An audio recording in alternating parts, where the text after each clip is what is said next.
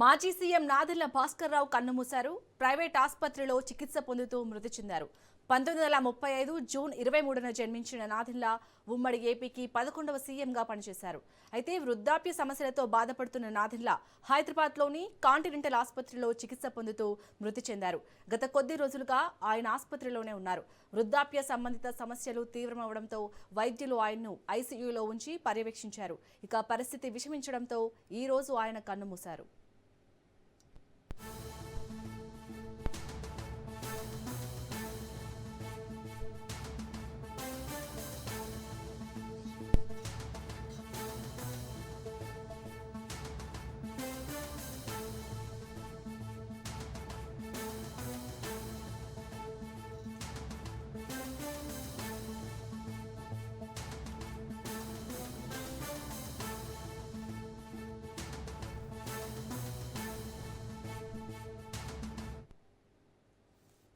గత కొన్ని రోజులుగా వృద్ధాప్య సమస్యలతో బాధపడుతున్న నాదెళ్ల భాస్కర్ రావు అయితే కన్నుమూశారు. దీనికి సంబంధించి పూర్తి అప్డేట్స్ ని మా ప్రతినిధి రాజు అందిస్తారు. రాజు,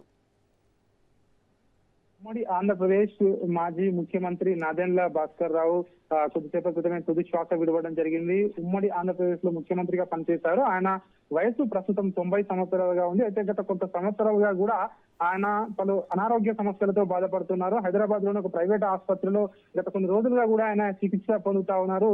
సో చికిత్స పొందుతూ ఆయన తుది శ్వాస విడవడం జరిగింది. అయితే ఆయన రాజకీయ ప్రస్థానం ఒకసారి చూస్తున్నట్టయితే ఆయన వృత్తిరీత్యా న్యాయవాదిగా ఉండే, ఆ తర్వాత కాంగ్రెస్ పార్టీ ద్వారా ఆయన 1978లో రాజకీయాల్లోకి రావడం జరిగింది.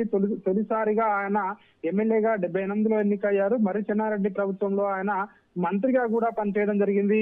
ఆ తర్వాత టీడీపీ ఆవిర్భావ సమయంలో 1982లో ఎన్టీఆర్ తో కలిసి టీడీపీ వ్యవస్థాపక సభ్యుల్లో ఆయన కీలక పాత్ర పోషించడం జరిగింది.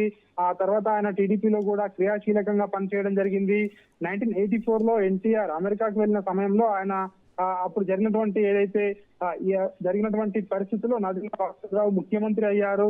ఆ తర్వాత కేవలం ఆయన నెల రోజుల పాటే ముఖ్యమంత్రిగా కొనసాగడం జరిగింది. ఆంధ్రప్రదేశ్ లో అతి తక్కువ కాలం ముఖ్యమంత్రిగా పనిచేసినటువంటి వ్యక్తిగా ఆయన చరిత్రలో ఆయన పేరు నిలిచిపోయింది. ఆ తర్వాత ఆయన టీడీపీ నుంచి తిరిగి మళ్ళీ కాంగ్రెస్ లో చేరారు. 98లో ఖమ్మం నియోజకవర్గం నుంచి ఆయన ఎంపీగా కూడా గెలుపొందిన పరిస్థితి కనిపిస్తా ఉంది. అదేవిధంగా ఆయనకు ఫ్యామిలీ బ్యాక్గ్రౌండ్ చూసుకున్నట్టయితే 2 కుమారులు ఉన్నారు. వారిలో ఒకరు నాదెండ్ల మనోహర్. ప్రస్తుతం ఆయన ఏపీ మాజీ స్పీకర్. అదేవిధంగా ప్రస్తుతం జనసేన అదేవిధంగా టీడీపీ ఏదైతే ఎన్డీఏ ప్రభుత్వం కూటమి ప్రభుత్వంలో మంత్రిగా పనిచేస్తా ఉన్నారు. ప్రస్తుతం ఆయన మృతి పట్ల ఇటు పలు 2 రాష్ట్రాలకు చెందినటువంటి రాజకీయ నాయకులు ప్రముఖులు తమ ప్రగాఢ సానుభూతిని సంతాపాన్ని తెలియజేస్తా ఉన్నారు. ఆయన ప్రధానంగా ఏదైతే పార్టీకి చేసినటువంటి కాంగ్రెస్ పార్టీకి కానివచ్చు, టీడీపీ పార్టీలో కానివచ్చు చేసినటువంటి సేవలను అందరూ కూడా గుర్తు చేసుకుంటున్నటువంటి పరిస్థితి కనిపిస్తా ఉంది. ఆయన వృద్ధాప్య ఏదైతే కారణంగా అనారోగ్య సమస్యల కారణంగా ఆయన కొన్ని రోజులుగా చికిత్స పొందుతూ ప్రస్తుతం అయితే ఆయన తుదిశ్వాస విడవడం జరిగింది. పంజాగుట్టలో ఉన్నటువంటి హిందూ శ్మశాన వాటికలో ఆయన అంత్యక్రియలు నిర్వహించాలని చెప్పేసి ఇప్పటికే నాదెండ్ల భాస్కర్ రావు కుటుంబ సభ్యులకు ఇప్పటికే వాళ్ళందరూ చెప్తున్నటువంటి పరిస్థితి కనిపిస్తా ఉంది. అయితే గురువారం మధ్యాహ్నం 4 గంటలకు పంజాగుట్ట హిందూ శ్మశాన వాటికలో అంత్యక్రియలు నిర్వహిస్తారని చెప్పి తెలుస్తా ఉంది. ప్రస్తుతం అయితే ఆయన కుటుంబ సభ్యులు, బంధువులు, శ్రేయోభిలాషులు వీళ్ళందరూ కూడా ఆయన కడసారి చూసుకునేందుకు, ఆయనకు నివాళులు అర్పించేందుకు పెద్ద ఎత్తున ఆయనకు